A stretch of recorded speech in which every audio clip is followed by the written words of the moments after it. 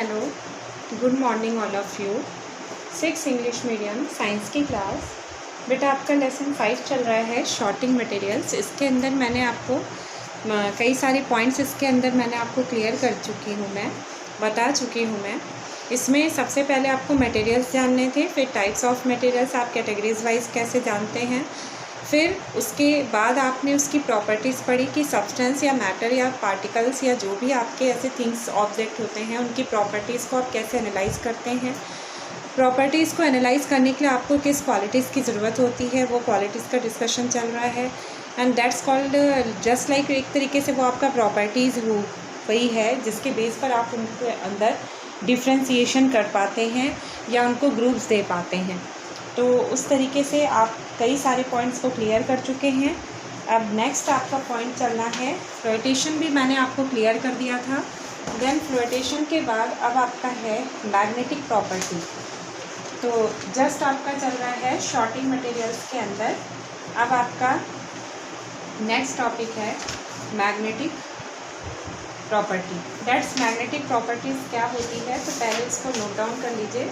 पहले आप लिख लीजिए कि क्या है वो, उसकी डेफिनेशन।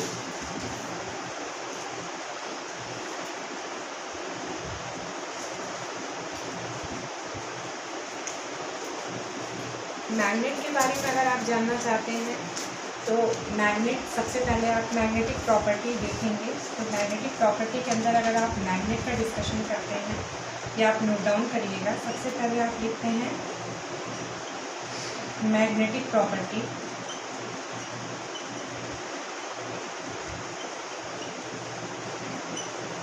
मैग्नेटिक प्रॉपर्टी के अंदर फिर आप डिस्कशन करते हैं मैग्नेट का।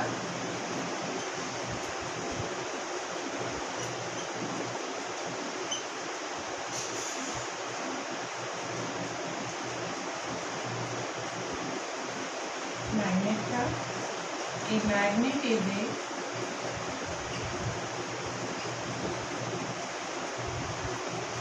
is a substance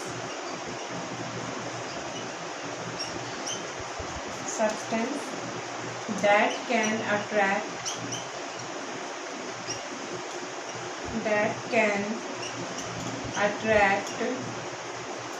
iron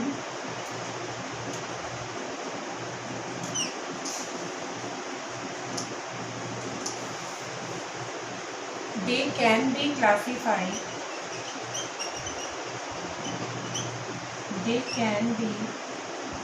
classified into two groups.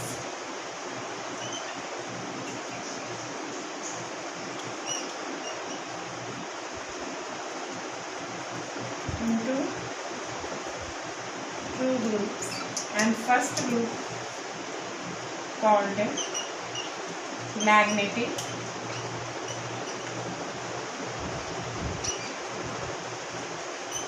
and second non-magnetic.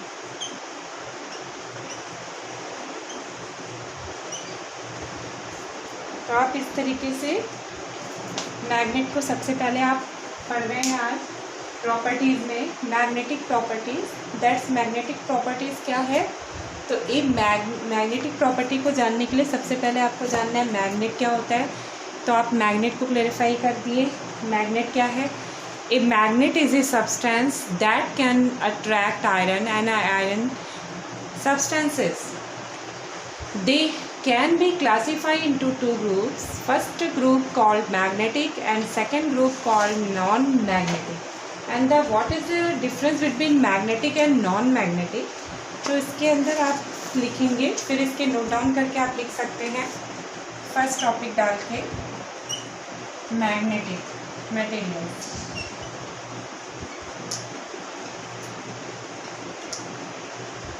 Magnetic materials. Magnetic materials में आप लिख सकते हैं materials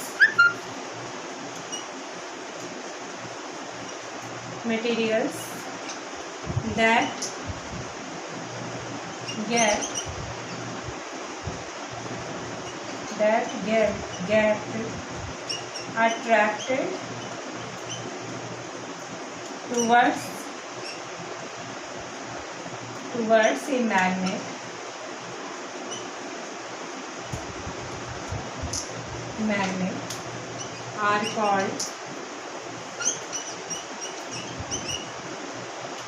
are called magnetic materials.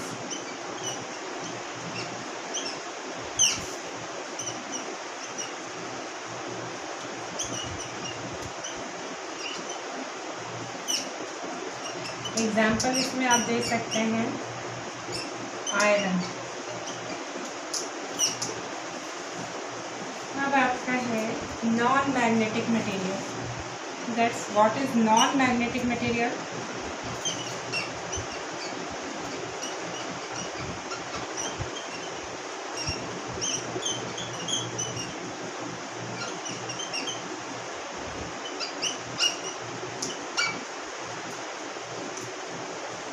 That's a non magnetic materials क्या होते हैं? तो ये आप लिख सकते हैं नॉन मैग्नेटिक मटेरियल्स के बारे में कि मटेरियल्स डू नॉट, इसमें आप इसका जो है लिख सकते हैं definition, materials that do not gate attracted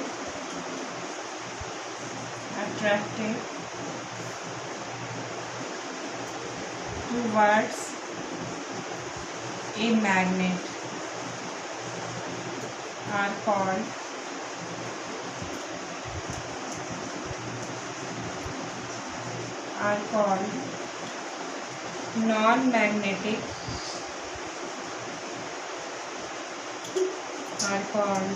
non-magnetic materials.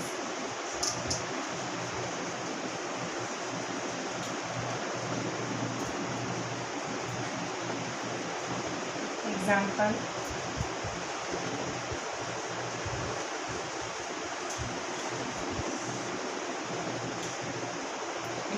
आप दे सकते हैं इसमें rubber, plastic, would, etcetera. That's आपने देखा कि मैग्नेट के बारे में पहले आपने पढ़ा, a magnet is a substance that can attract iron. फिर आपने देखा they can be classify into two groups, first group called magnetic material, second group called non magnetic.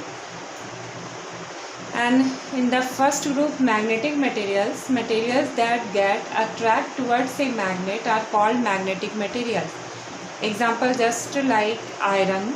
Non-magnetic materials में आप clarification दे सकते हैं, materials do not get attracted towards a magnet are called non-magnetic materials. Examples such as rubber, plastic and wood, etc. And then next properties लेंगे हम conductivity. Then the next property is conductivity. तो ये आपका clear हो गया बच्चों, ये आप सबका क्लियर हो गया कि क्या है, इसको मैं आपको पता चल गया। मैग्नेटिक मटेरियल्स में आप ये बता देंगे कि अट्रैक्शन होता है, अट्रैक्टेड टू यानी मैग्नेट, ये आपका मैग्नेटिक है मटेरियल्स। और जो आपके do not get attracted to magnet are called non magnetic materials, and that can get attracted towards a magnet called magnetic materials. Examples such like iron, and the non-magnetic materials examples such as plastic, wood and rubber. So next properties लेते हैं conductivity.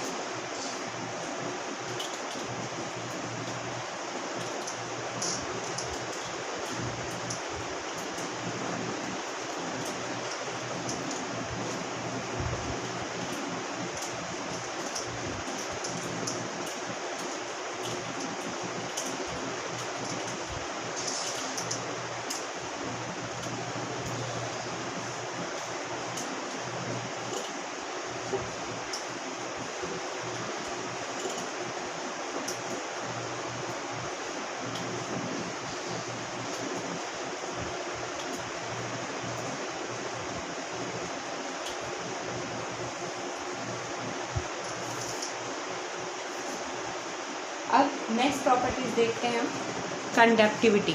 That's क्या है conductivity? तो इसके अंदर देखिए,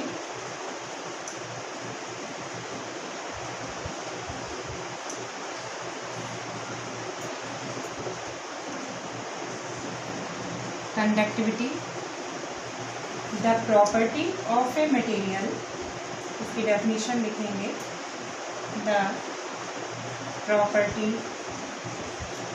of a material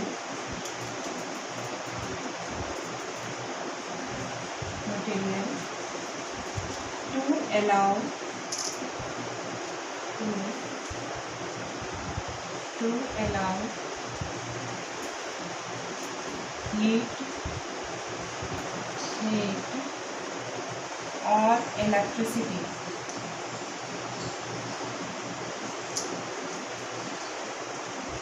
to pass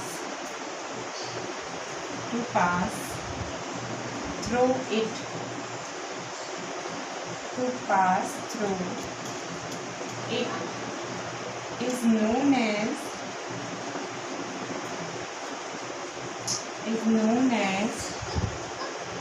conductivity.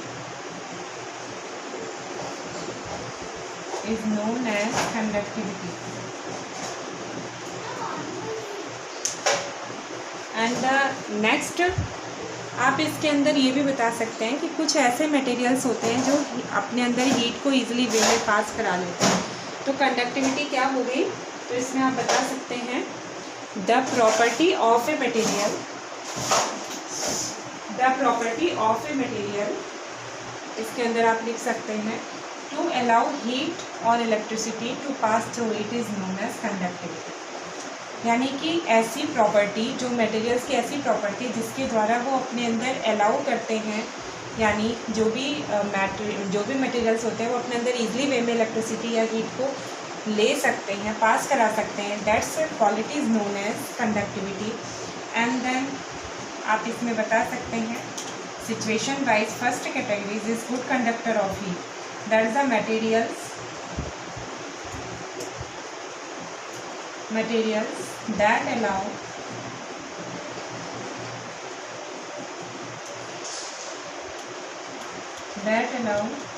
heat to pass through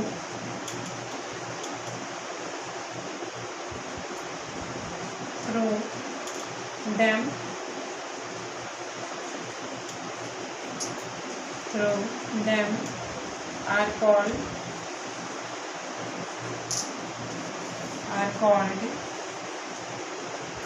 good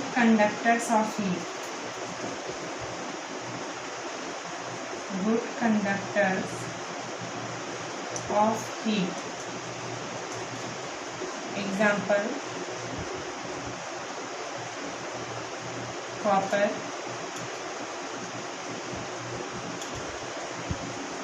aluminium,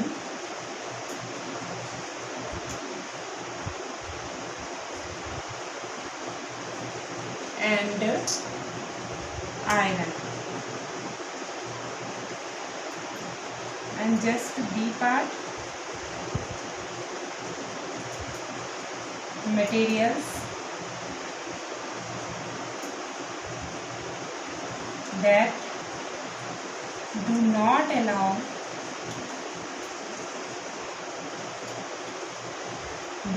allow heat to pass through them.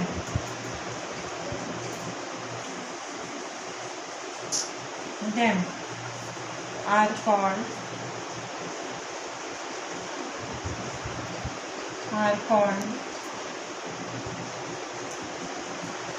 bad conductors of heat.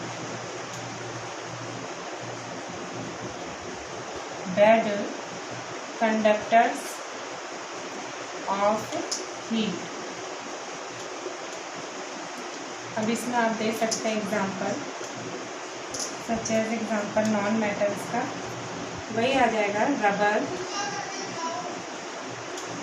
Rubber, would,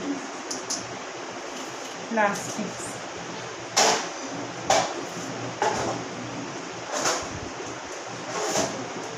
plastics. तो इस तरीके से आप देख सकते हैं कि मटेरियल्स जो है आपके दो तरीके से होते हैं, गुड कंडक्टर्स और बैड कंडक्टर्स दोनों होते हैं। और इसके बाद आपने ये भी इसमें समझा है कि कैसे कंडक्टिविटी को हम एनालाइज कर सकते हैं।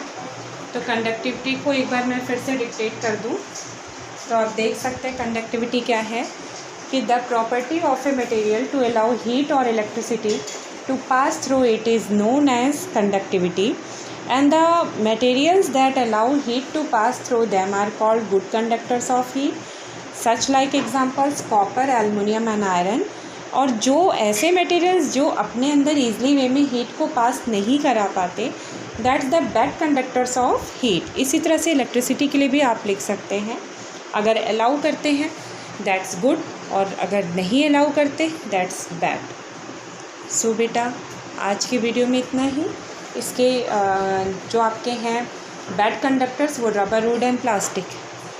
नेक्स्ट पार्ट नेक्स्ट वीडियो में। Okay bye.